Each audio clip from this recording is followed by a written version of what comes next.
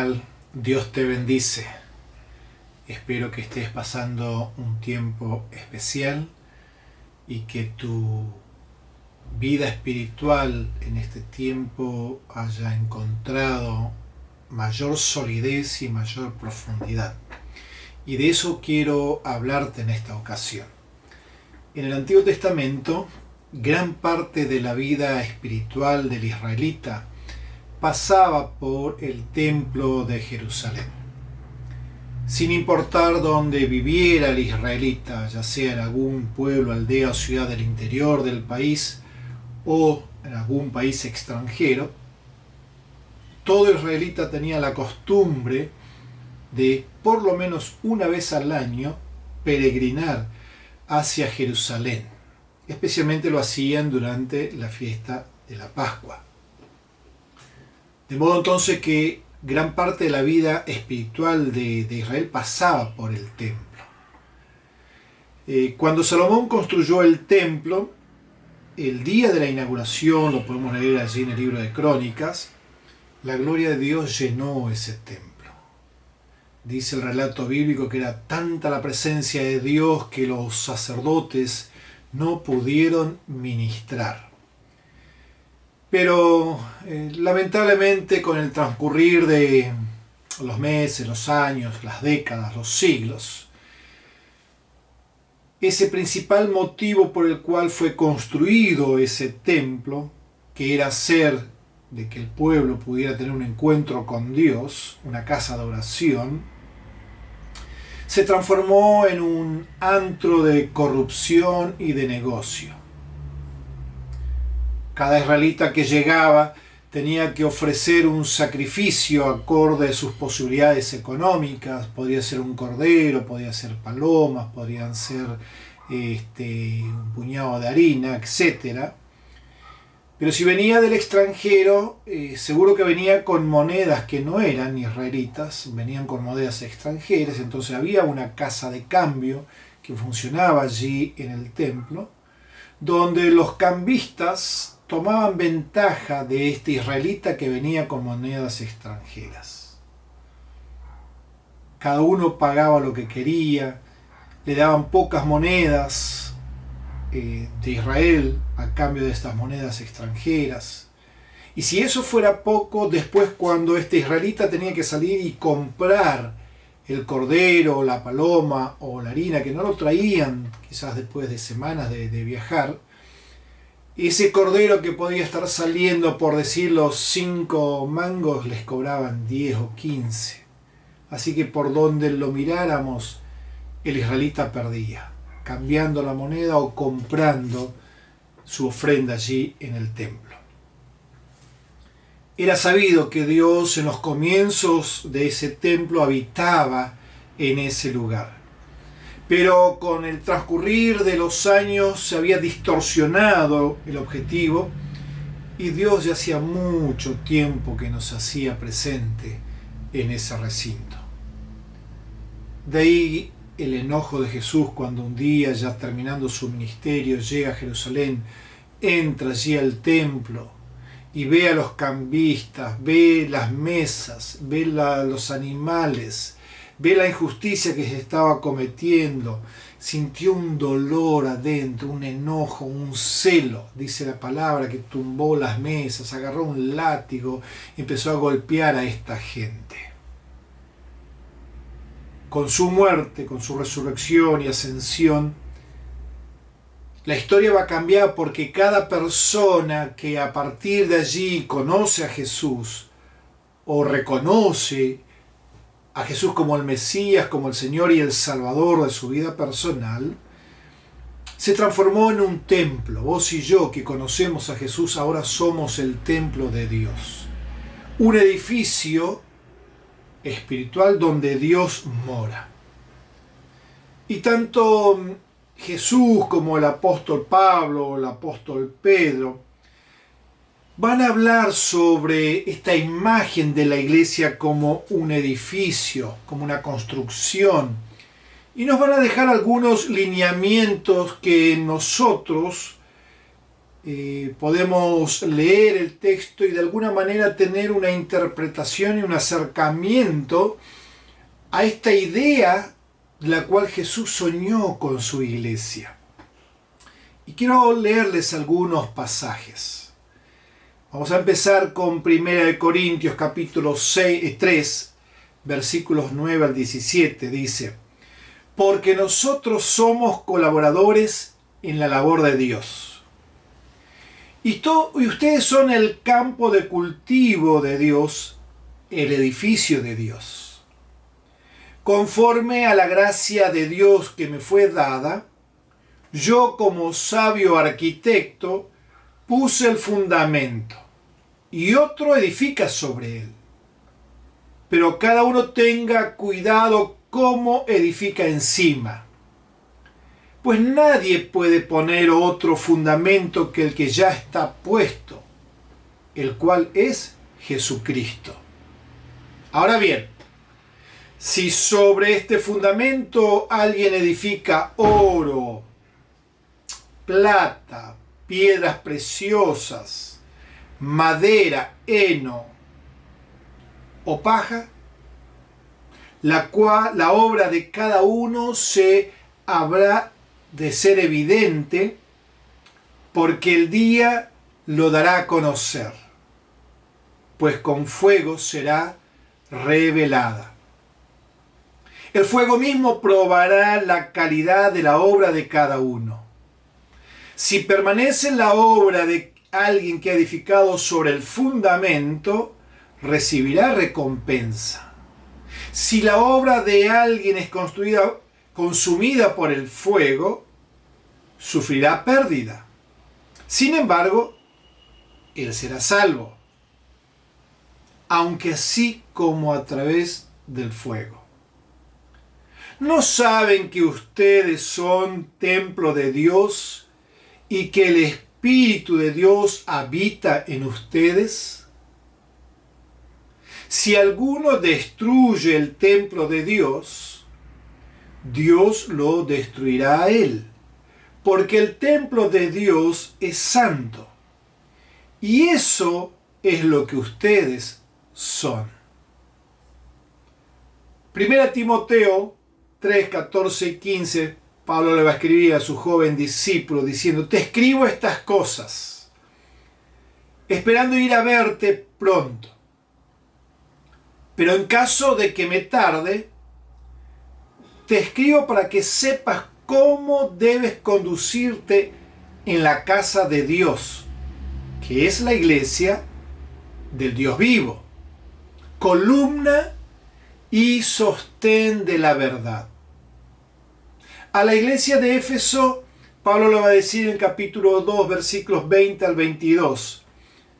Ustedes están edificados sobre el fundamento de los apóstoles y profetas, siendo Cristo Jesús mismo la piedra angular, en quien todo el edificio bien ajustado va creciendo para ser un templo santo en el Señor. En Cristo también ustedes son juntamente edificados para morada de Dios en el Espíritu.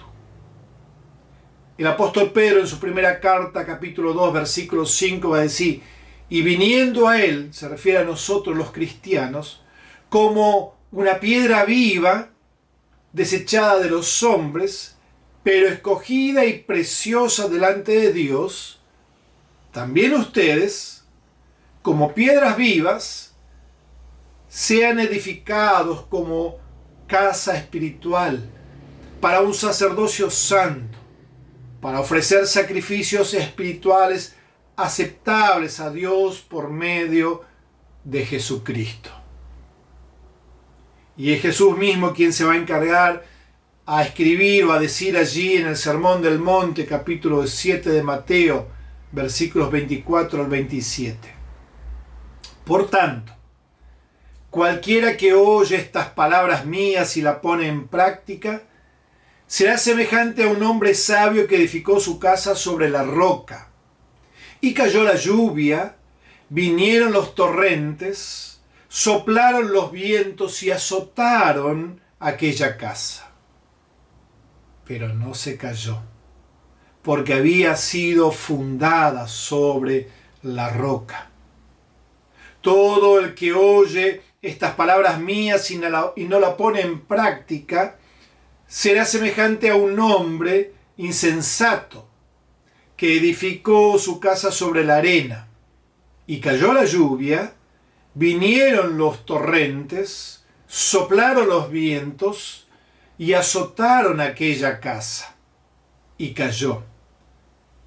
Y grande fue su destrucción.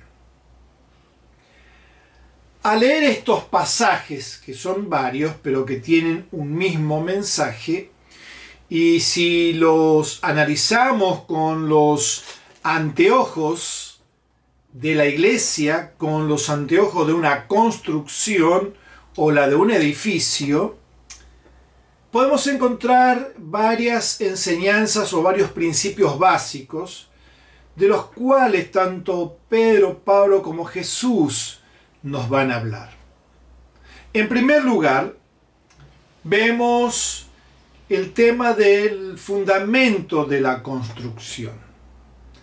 Tanto Pablo como Pedro son muy claros en decir que el fundamento o la piedra angular de este nuevo edificio llamado iglesia es Jesús.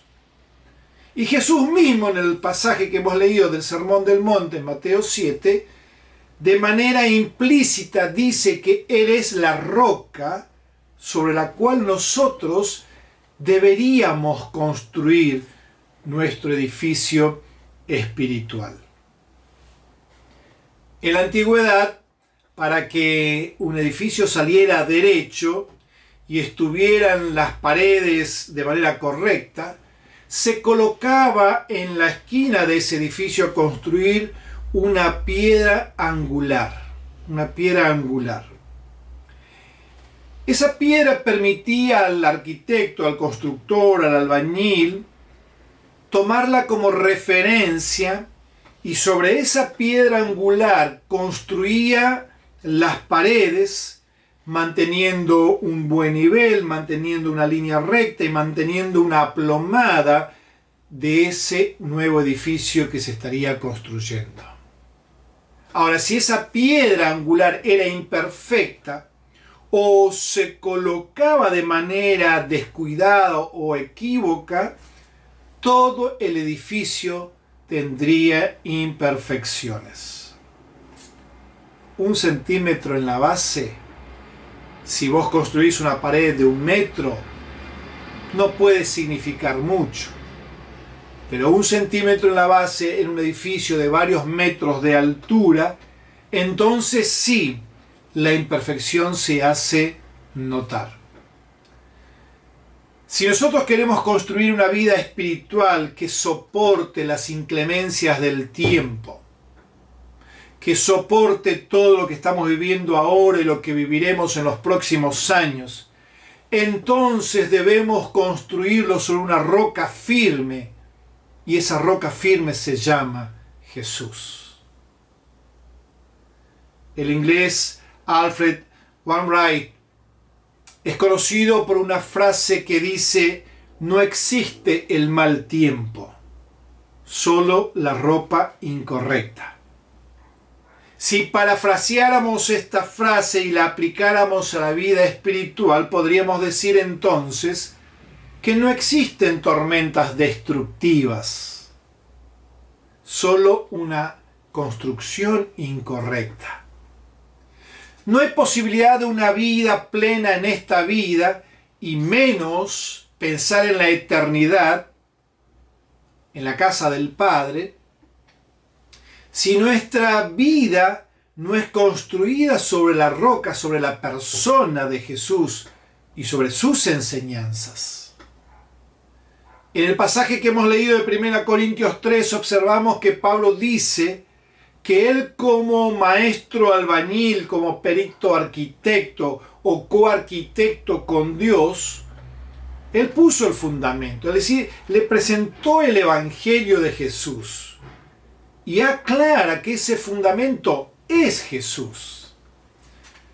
Luego dice que cada quien debe mirar cómo va a sobreedificar sobre este fundamento.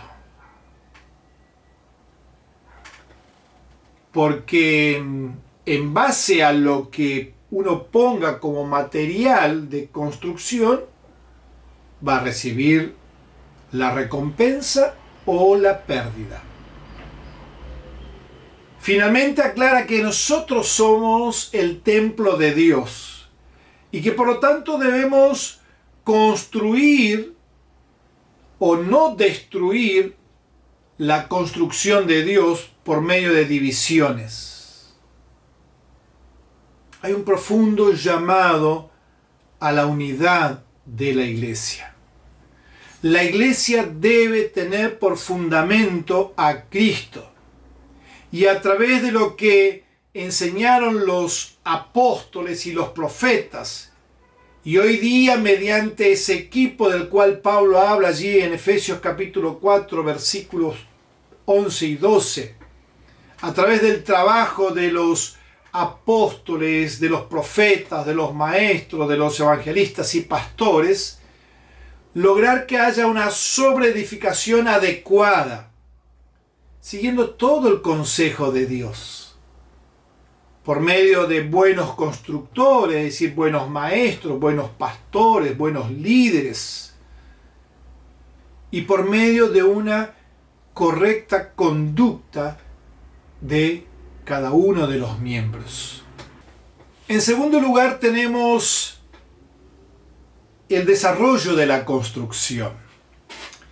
Y cuando hablamos de desarrollo de la construcción, hay varios elementos que debemos tener en cuenta que están nombrados en estos pasajes leídos. Tenemos el tema de la profundidad. Ninguna construcción importante puede resistir mucho tiempo si las bases no fueron fundadas o colocadas correctamente.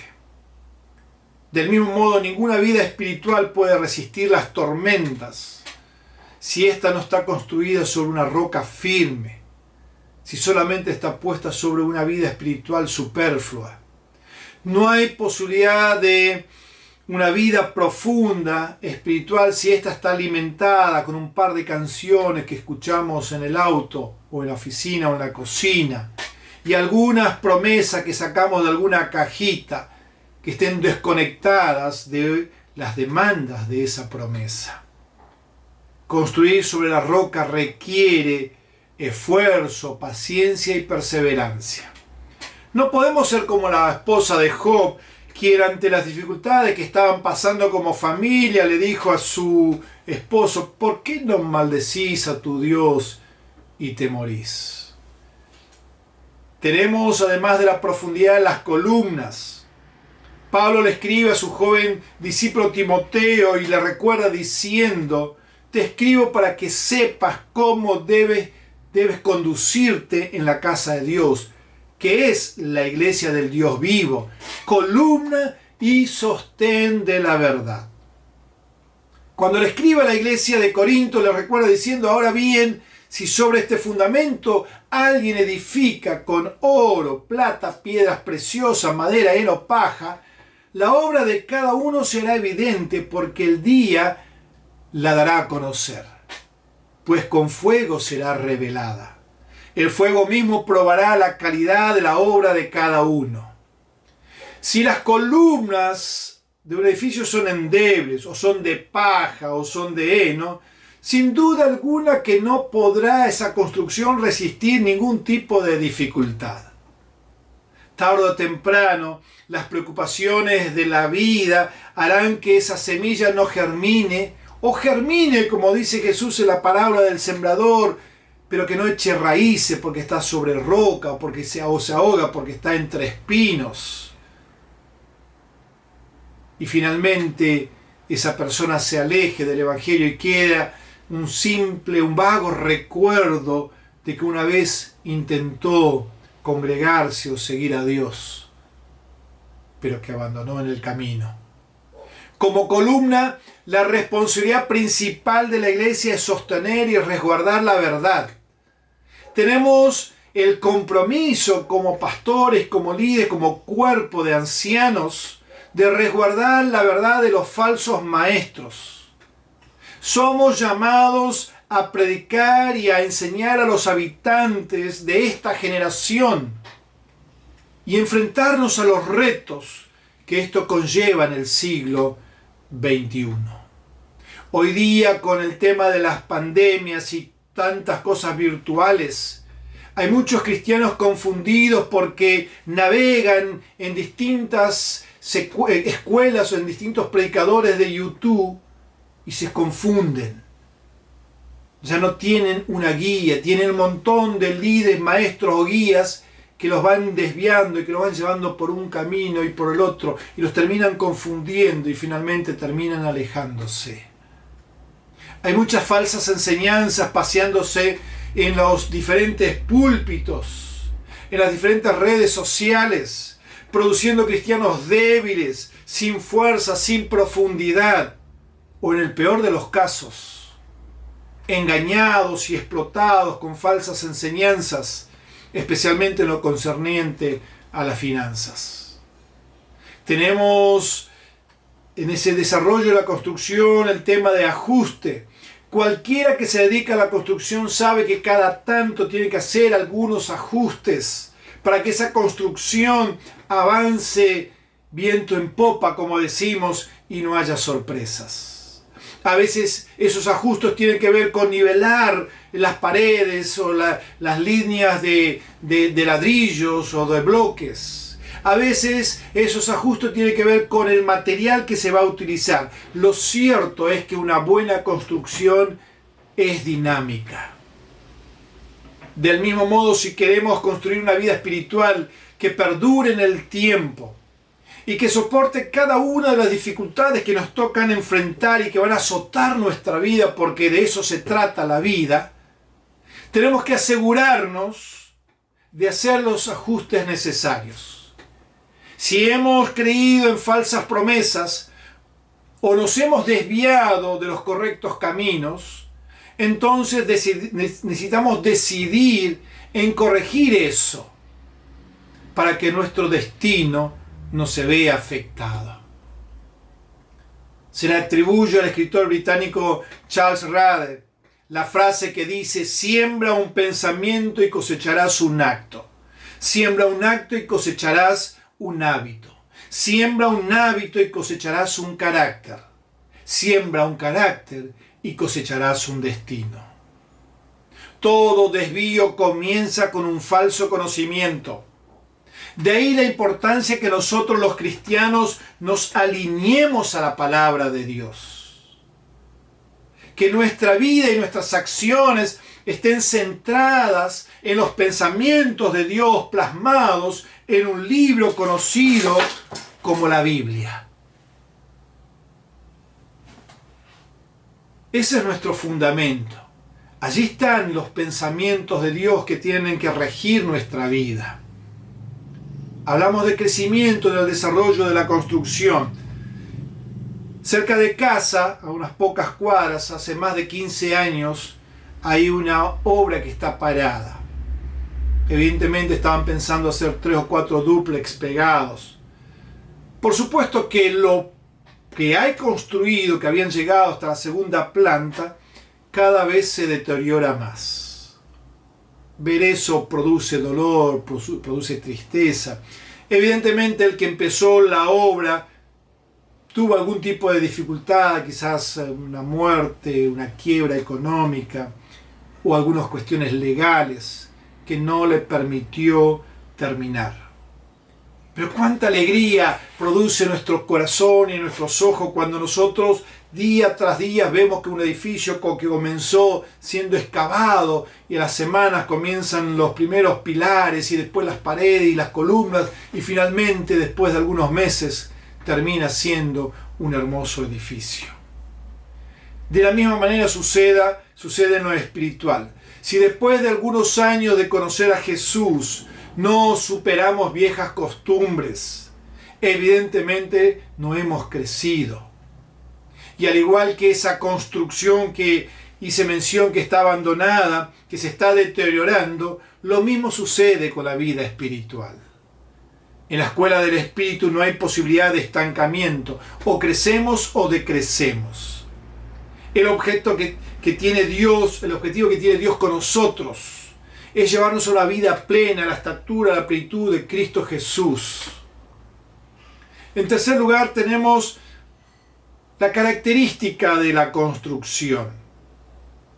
Si bien la construcción de un edificio es dinámica, lo cierto es que el ladrillo es ladrillo, ¿sí? Y no va a crecer más de lo que tenía el tamaño cuando lo colocamos en esa pared. A diferencia de ese edificio de ladrillos, Pedro nos dice que nosotros somos piedras vivas, es decir, que tenemos vida, que tenemos movimiento, que tenemos origen y que tenemos propósito. Antes de conocer la palabra de Dios nos dice que nosotros estamos muertos en nuestros delitos y pecados.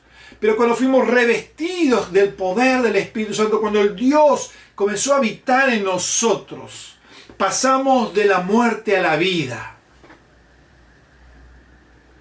Por lo tanto, Dios espera que el fruto de esta nueva vida sean acorde a sus parámetros. Pablo dice que somos edificados por medio del uso amoroso de los dones y en especial siguiendo un camino más elevado, allí que lo va a mencionar en el capítulo 13, 1 Corintios, cuando va a hablar acerca del amor. Él nos aconseja a seguir lo que conduce a la edificación mutua, y una de esas formas más sencillas y prácticas es a través de una forma de hablar que sea de bendición. Y finalmente, tenemos el propósito de la construcción. Debemos tener en cuenta que el propósito final de la construcción no somos nosotros. El propósito final de la construcción no son los miembros de una iglesia. El propósito final de una construcción, de un edificio espiritual, es quién va a morar dentro de nosotros. Por lo tanto, esto nos debe llevar a un mayor interés en el edificio espiritual que estamos construyendo antes que las cosas materiales. Tanto Jesús, Pablo, Pedro nos van a hablar de varias cosas en cuanto al propósito. Nos van a hablar de la verdad. Como iglesia estamos comprometidos a enseñar y a vivir la verdad. Para ello debemos imitar a quien dijo que es la verdad. En todas las religiones del mundo, los líderes, los maestros enseñan ciertas verdades. No todo lo que dicen es mentira. Pero en el cristianismo verdadero, nosotros no solamente seguimos las enseñanzas correctas de un maestro, de un líder, sino que seguimos a una persona quien dijo que es la verdad. Como iglesia estamos comprometidos a enseñar y a vivir la verdad. Para ello debemos entonces imitar a quien dijo que yo soy la única verdad que vale la pena creer, yo soy la única vida que vale la pena vivir y yo soy el único camino que vale la pena transitar. Tenemos un propósito de conducta. La conducta de quienes decimos ser cristianos debe ser semejante al Dios que decimos que adoramos. No podemos escribir con la mano y borrar con el codo. No podemos declarar con la boca ciertas verdades y contradecir esas verdades con nuestra conducta. Esa incoherencia ha hecho mucho daño en el pueblo de Dios. Tenemos un propósito de construir un templo santo. Como seguidores de Dios, el final de esta construcción es que nos convirtamos en un templo santo en donde Dios haga su morada. No una visitación como lo hacía cada tanto en el templo de Jerusalén, sino una morada permanente. Nos va a acompañar y aunque pase por el valle de sombra y de muerte, como decía el salmista, yo sé que tú estás conmigo. Aunque pasemos por los momentos difíciles de esta pandemia, aunque pasemos por momentos críticos en la familia, en lo económico, en la salud, yo sé que mi templo, yo sé que mi edificio, que mi casa es morada de Dios y que Dios está conmigo. Hay un propósito de desarrollar un sacerdocio santo. Así como en el templo de Jerusalén había un lugar especial para los sacrificios de los animales, del mismo modo nosotros fuimos llamados y santificados para ofrecer sacrificios espirituales. Es decir, acciones que suban al trono de Dios como un olor grato a Dios. Hay mucho olor nauseabundo en el pueblo cristiano. Hay mucha carne que no ha sido puesta sobre el altar. Por lo tanto, emana un olor de putrefacción. En la medida en que nosotros agarramos nuestras vidas y las ponemos sobre el altar, y esas vidas son quemadas en ese altar de la consagración, subirá ante el trono de Dios un aroma agradable a sus finos olfatos. La iglesia como edificio de Dios es una imagen que conlleva solidez, que conlleva soporte y proyección en el tiempo. Cada uno de nosotros somos una piedra viva, quienes fuimos colocados por Dios dentro de este edificio llamado iglesia, con dones, con capacidades, con funciones específicas. Si con temor a Dios nos disponemos, como estas piedras vivas que somos, a cumplir el propósito por el cual fuimos creados, sin duda alguna que Dios será glorificado. Y a diferencia de que cuando se inauguró el templo de Jerusalén y la gloria de Dios se hizo presente y tiempo después desapareció, si nosotros nos convertimos en ese edificio, en esa casa de Dios, Dios va a ser su morada en nosotros y su gloria va a permanecer para hoy y para siempre. Oramos. Padre amado y Dios mío, yo te doy gracias. Gracias por cada uno de mis hermanos y de mis hermanas que componemos este edificio llamado iglesia. Esa casa tuya, ese lugar donde tú has hecho tu morada permanente, no solamente una visitación. Yo te ruego, papá querido, por cada hermano, por cada hermana que escucha, que ve este mensaje, que el poder de tu Espíritu Santo traiga convicción en su mente, en su corazón, que puedan como piedras vivas que son, ponerse al servicio, a la disposición y al crecimiento, al establecimiento de tu reino aquí en la tierra, con todo lo que son, con todas las capacidades que tú les has dado, con los recursos que les permites obtener.